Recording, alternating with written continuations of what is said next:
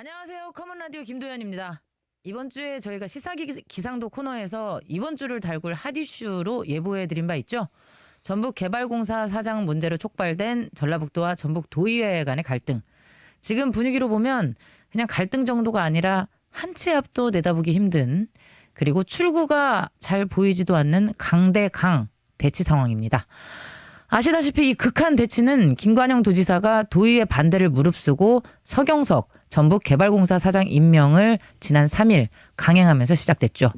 도의회는 도지사를 향해서 이번 전북개발공사 사장 임명뿐 아니라 그동안의 인사 방식을 집중 질타하고 나섰습니다. 그리고 독재라는 표현까지 쓰면서 전북개발공사 사장 임명 철회를 주장하고 있죠. 반면 도는 철회는 있을 수 없다, 그런 입장입니다. 이 대치가 계속되면 그 손해는 고스란히 또 도민들에게 돌아갈 수밖에 없습니다. 시비는 시비대로 가려지면서 그 속에서 해법도 빨리 마련돼야 할 텐데요. 이 시점에서 저희는 일단 두 가지를 먼저 짚고 싶습니다. 하나는 이런 갈등을 예방하거나 해결할 도지사 정무 라인의 역할 문제입니다. 김관영 도지사는 취임 일성으로 여야는 물론 도의회와의 협치를 강조했었죠. 그리고 2급 상당의 정무 수석 자리까지 만들었습니다. 그런데 지금 상황을 보면 과연 도의회와 제대로 된 소통이 애시당초 있었는가, 강한 의구심이 들 수밖에 없습니다. 또 하나는 이번 대치를 촉발시킨 전북개발공사 서경석 사장의 문제가 진짜 어느 정도인지 면밀히 검증해 볼 필요가 있다는 점입니다. 이번 사태가 그저 도지사와 도의회 간의 기싸움인 건지, 아니면 정말 서경석 사장에게 문제가 있는 건지 제대로 살펴봐야 해법도 나오겠죠. 커먼라디오는 바로 이 부분을 집중적으로 들여다보겠습니다. 도와 도의회의 충돌 뇌관인 전북개발공사 사장 문제. 과연 실제 확인된 문제가 어디까지인지 지금까지 취재된 것들 정리해보죠. CBS 노컷뉴스 송승민 기자 지금 자리했습니다. 안녕하세요. 안녕하세요. 전북개발공사 사장 자리가 이렇게 관심을 받은 적이 있었습니까? 없었습니다, 사실. 네.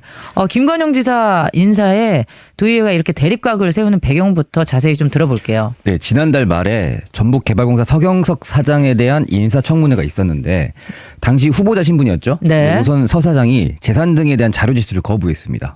개인 정보다 어쩌다 해서. 네네. 그러자 인사청문회가 서 사장의 준비성과 전문성이 부족하고 도덕성과 관련된 자료 제출을 거부했다면서 인사청문 절차를 중단시켜버렸습니다.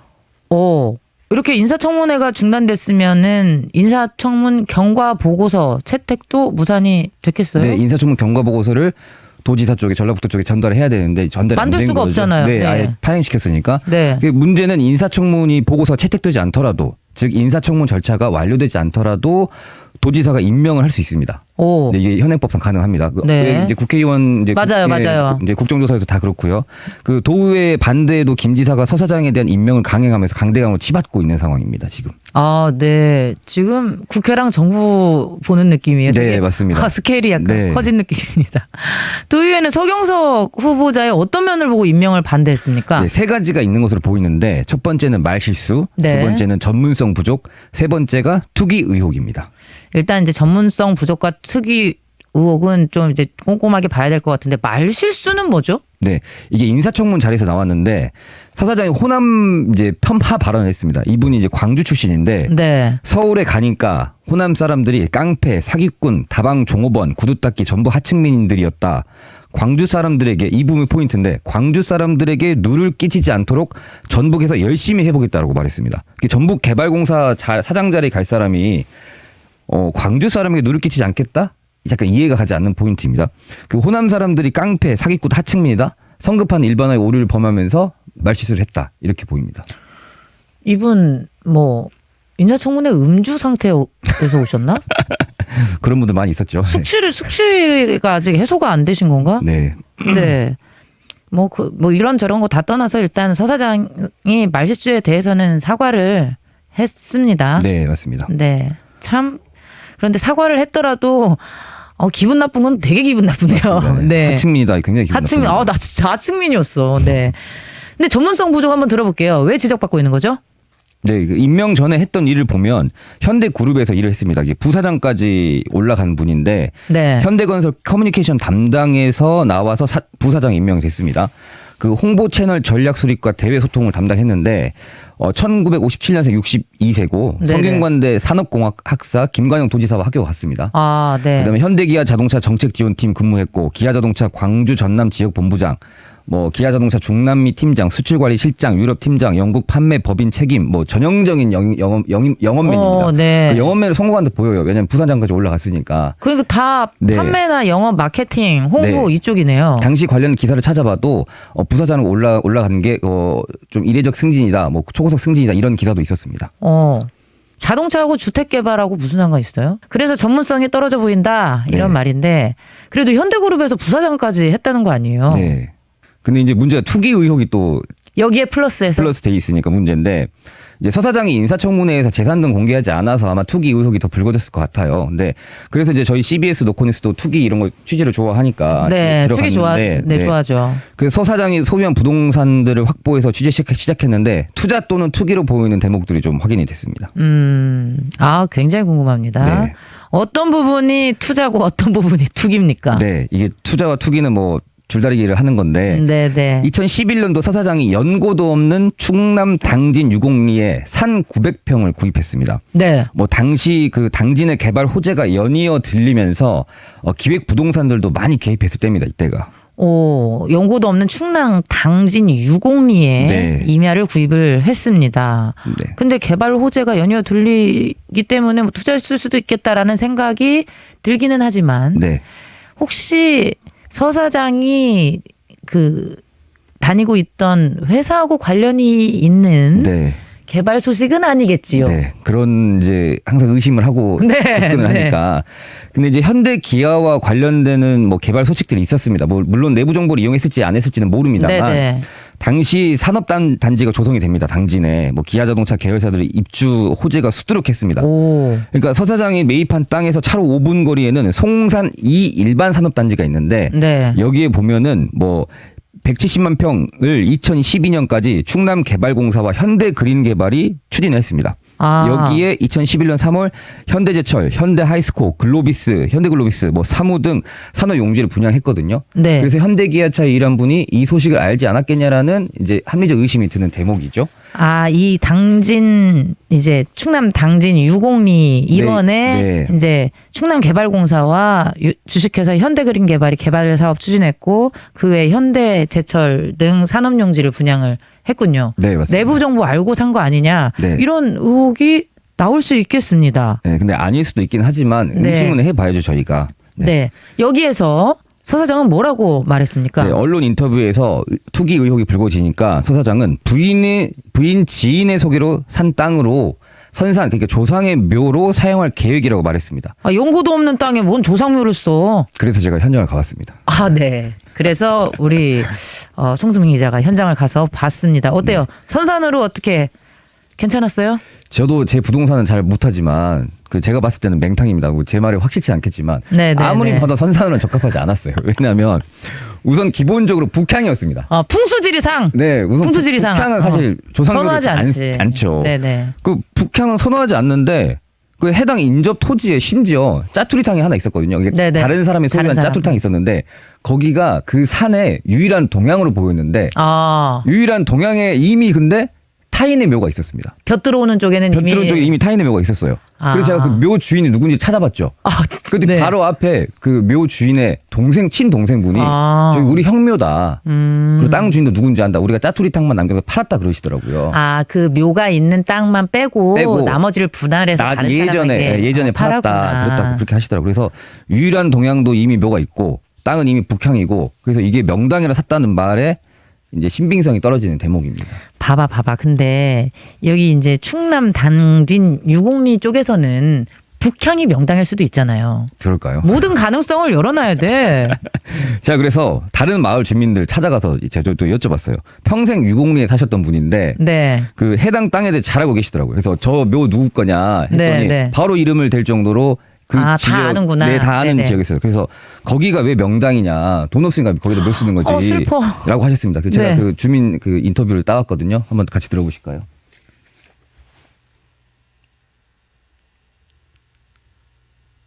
여기 명량자리가 여기 어디 있어 여기가. 아니 없는 사람은 그냥 쓰는 기여다. 없는 사람이 그냥 묘 쓰는 자리다. 이렇게 명쾌하게 말씀을 해주셨어요. 이 서사장이 좀 없어서 여기 선산묘를 쓰려고 한 건 아닐까요? 그 재산 규모에 대해서는 추후에 네, 제가 추후에. 바로 말씀드리겠습니다. 네, 좋습니다. 이렇게 선산으로 구입을 한 땅을 가지고 서사장이 어떻게 조금 이익을 봤습니까? 그 사실이 아닙니다. 이득을 못 봤습니다. 아, 그래요? 제가 인근 부동산 공인중개사분을 또 찾아가서 여쭤봤는데 외려 지금 금매로 팔려고 하면 평당 40만 원에 사셨거든요. 네, 어우. 네, 근데 지금 절반도 못 받는다고 합니다. 그러니까 당시에 개발 호재가 있을 때는 네. 땅값이 천정부지로 솟으니까 아. 투자를 한 것 아니냐. 왜냐하면 당시 그 개발 호재가 많아서 외지에서 많이 들어 샀다고 하더라고요. 네. 전세버스 타고 와서 막 사고 네, 했구나. 맞습니다. 네, 기획부동산으로 와서 막 투자할 때 그때라고 합니다. 그때가 2012년도. 그러면은 우리 서 사장님 피해자구만. 그렇죠. 네. 그럴 수도 있죠. 정리를 하면 연고도 없는 땅에 땅을 샀는데 때마침 개발 호재가 있었다. 근데 나는 이제 연고도 없는 땅을 심지어 이제 선산으로 쓰려고 샀을 뿐 개발 호재는 어쩌다 보니까 있었다. 네, 근데 묘는 쓸만해 보이지는 않고 네. 투자는 실패했고 이분이 내가 아무리 봐도 피해자인데 이분은. 근데 그래도 적어도 개발공사 사장으로는 조금 이렇게 그 기획부동산 사기당한 사람이 개발공사 사장으로는 좀 부적합하지 않나 이런 생각이 네. 또 드네요. 그래서 다른 부동산에도 저희가 취재를 또 해봤는데 성공한 데 있어요? 성공한 투자도 있었습니다. 아. 기가 막히게 성공한 투자가 하나 있었습니다. 2015년 10월에 서울시 서초구 방배동, 강남이죠. 아 여기는 다 성공하는 데 아니에요? 근데 이제 들어보시면 기가 막힙니다. 빌라 하나를 9억 5천만 원에 구입을 합니다. 2015년도에. 와. 근데 재개발 확정이 되고 나서 구입을 하셔요. 네네. 2016년도쯤에 그 조합 측과 시공사의 다툼으로 시공사가 박탈이 되고 2017년도에 현대건설 또 수주를 합니다. 오. 계속 현대와 기아가 계속 나오죠. 네. 이게 계속 의심이 되는 대목인데 아무튼 이 사이 빌라 가격은 천정부지로 올랐습니다. 9억 5천만 원이던 빌라가 21년 착공 전 가격이 25억 원까지 뛰어 올랐습니다. 와. 아직도 소유하고 있어요? 그럼요. 아 이제 분양권 받으실 거 아니에요? 그쵸. 조합원 자격으로. 맞습니다. 네. 가격 얼마 정도 나와요 여기? 그래서 인근 부동산에 전화를 해봤죠. 얼마 나오는지. 아 진짜 많이 알아본다. 근데 부동산 네. 사장님께서 딱 그러시더라고요. 이거 못 산다. 왜 돈이 없어서? 매물이 없어서. 매물이 그리고 지난주에 하나가 올라왔는데 네. 30억 원에 올라왔다고 합니다. 조합원 분양권이.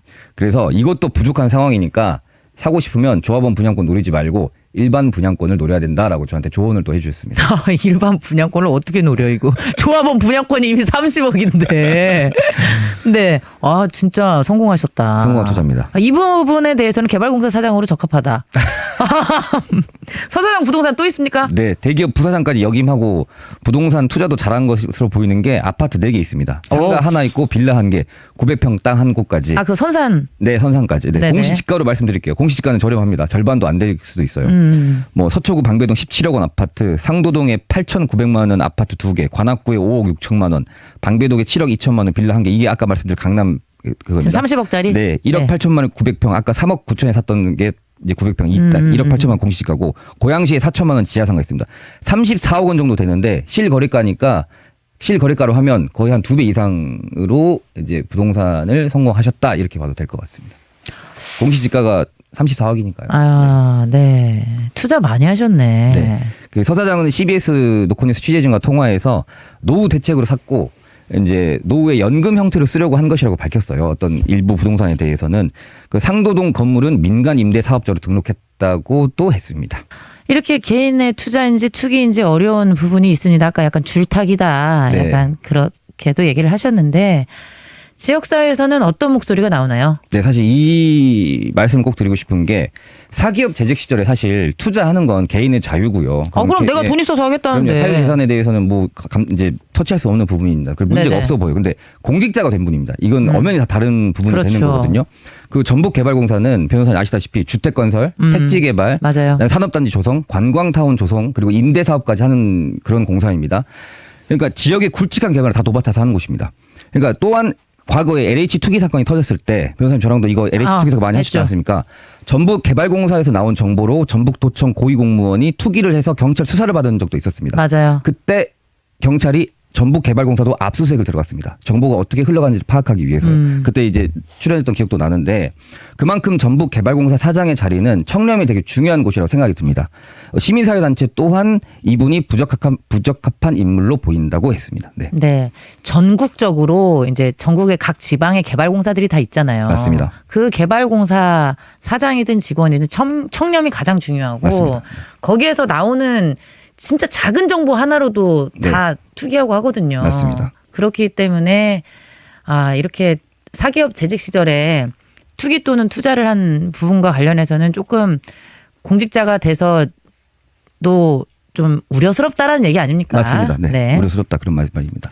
LH 투기 사건 이후 공직자의 부동산 또 기준이 더욱 엄격해졌기도 했고 네, 그렇죠. 맞습니다. 네, 문재인 정부 시절엔 고위공직자에 대한 엄격한 다주택 평가 기준이 있었습니다. 네. 그래서 이제 집 세채 논란이 있었던 최종호 국토교통부 장관 후보자가 자진 사퇴했습니다. 근데 문재인 정부뿐만이 아닙니다. 윤석열 정부에서도 아파트, 오피스텔, 상가 등 부동산 4채 논란이 있었던 김현아 서울주택도시공사 후보자가 자진 사퇴하기도 했었습니다. 이렇게 서 사장한테만 지금 우리가 엄격한 잣대를 들이대는 게 아니다라는 말이에요. 그렇죠? 네. 그렇기 때문에 이제 도의회가 강경하게 대응을 나가고 있는 건데 본회의 때 피켓 시위를 했습니다. 이제 부적격 인사를 임명해서는 안 된다라는 피켓을 걸어놓고 본회의를 들어갔고 그다음 도의회 입구에 현수막도 걸었습니다. 여러 방법으로 도지사의 임명을 규탄하고 있습니다. 도지사의 서 사장 임명을 서사장 규탄하는데 임명. 네. 이 서사장 임명으로 전북도의 정무 라인이 마비됐다. 이런 말도 나와요? 네, 어제도 그 얘기가 계속 도의회 쪽에서 나왔는데 김관영 도지사가 정무수석으로 국회의원 출신인 김광수 전 국회의원을 임명했습니다. 이게 아마 이제 뭐 정무 라인을 강화하기 위해서 국회의원 출신을 임명한 것 같은데 네. 근데 지금 이런 파행이 불거지니까 정무수석이 도의회와 가교 역할에 완전히 실패한 건 아니냐는 지적이 행정사무감사에서도 연이어 나왔습니다. 그 정무 라인 인사들이 기대와 달리 역할을 못하고 있다는 평가가 지배적으로 나오고 있습니다. 네. 앞으로 이 문제 계속 검증해 나가도록 하죠. 지금 뭐 2차 위기다, 뭐 살얼음을 걷는다, 막 이런 얘기 계속 나오고 있잖아요. 네, 도하고 맞습니다. 도의회 관련해서 네. 계속 좀 지켜보겠습니다. CBS 노컷뉴스 송수민 기자 오늘도 수고했습니다. 감사합니다.